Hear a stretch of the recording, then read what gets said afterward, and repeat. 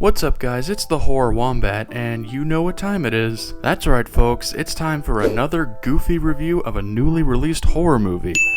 Which, honestly, I don't really do that often. This is only my third movie review of the year, and well, we're already halfway through 2025. But hey, if you guys want me to review more horror movies, just let me know if I should do more. I don't mind doing them, just as long as you want to see them. Alright, so anyways, today we're talking about M3GAN 2.0. This is the newest horror concoction from the folks at Blumhouse, and of course is also the sequel to the surprisingly successful M3GAN. So for a little plot synopsis, there's a brand new powerful military android on the loose known as the Autonomous Military Engagement Logistics and Infiltration Android, also known as Amelia. So Gemma and her niece Katie, our protagonists from the last movie, try to stop Amelia, and to do so, Gemma resurrects her creation M3GAN, the android that originally tried to kill her, but this time she gives her an upgrade that can be used to stop the powerful Amelia. So back when the first M3GAN was about to come out, I remember seeing the teaser for it and I was like, oh wow, a PG-13 horror movie being released at the beginning of the year? Those kinds of movies always end up being successful, I said sarcastically. In actuality, I was like, yeah, no, there's no way this movie's gonna be good. But then I saw it had like an incredibly high score on Rotten Tomatoes, and I was like, wait, huh? Is this actually gonna be a good movie? So I went and saw it with a friend, and after seeing it, I was like,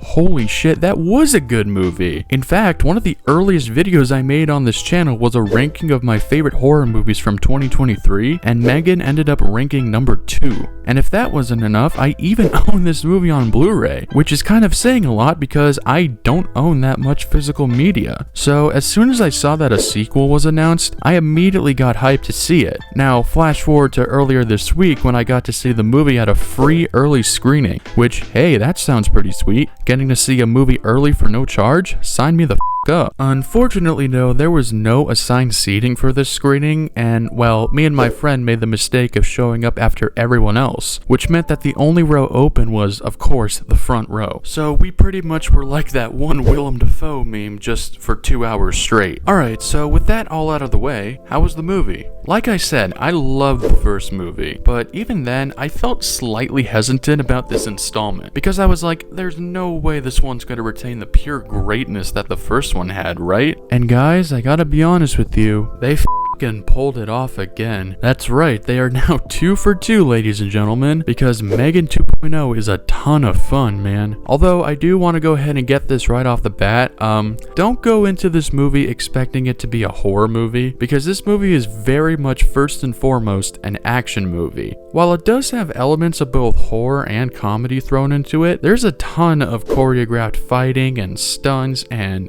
massive explosions. It's an action movie, which I have no problem with, by the way. There's tons of amazing action movies out there. Hell, my favorite movie franchise of all time is Indiana Jones, which, as I'm sure you know, are all action movies. The first M3GAN did have a lot of choreographed stuff in it as well, but that movie was primarily a dark comedy. This installment is mainly an action movie, which, yes, you've heard me say a million times already, but I like that idea. It makes this movie stand out more from its predecessor. But having said that, even though it shifts genres, it also retains all the elements that made the first film so great, and one of those is being the comedy, because this movie is really f***ing funny. It's got a good balance of both sharp-witted comedy and also some unintentionally funny stuff too. There's a scene in this movie where M3GAN starts singing just like how she does in the first movie, and my audience was laughing up a storm. Stuff like that is not obviously aimed to make people laugh, but it still does anyways. Frankly, I would have to say that good, unintentional comedy is one of the best ways to make people laugh.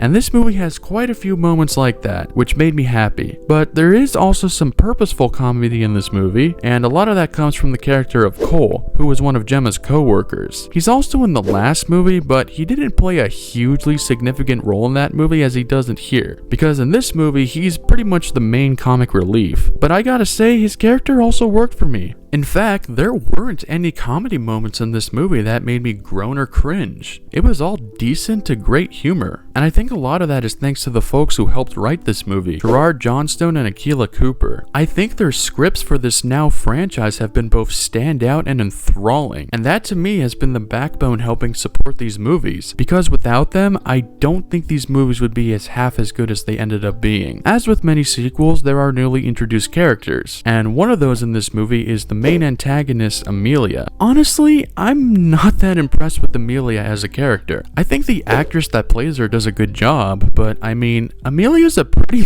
fucking boring villain, man. I mean, don't get me wrong, I understand the whole idea they're going for of how there are consequences when it comes to using artificial intelligence and how it can be weaponized and stuff like that. I just think the character itself would have stood out more if she wasn't just an ordinary murder machine. She does have some persona to her, like she knows how to put on disguises and stuff like that, and not to mention she's also a more technologically advanced model than M3GAN, but besides that, she's pretty much just another Terminator. Look, the reason why M3GAN was such a great antagonist in the first movie is because she was a murderous android but with a sassy attitude. It makes her a more interesting villain while also making her a funny as hell character. Amelia doesn't really have any of those traits, so it doesn't make her as much of an interesting character in my opinion. And it also doesn't help the fact that she barely has any dialogue in this movie, which makes her feel more dead inside, if you know what I mean. But having said that, I can see why they wanted to make her the villain of this movie, because she's got the same technology as M3GAN, but despite M3GAN being a companion robot meant to take care of someone, at least that's what her main purpose was, Amelia is pretty much the polar opposite of that because she's literally a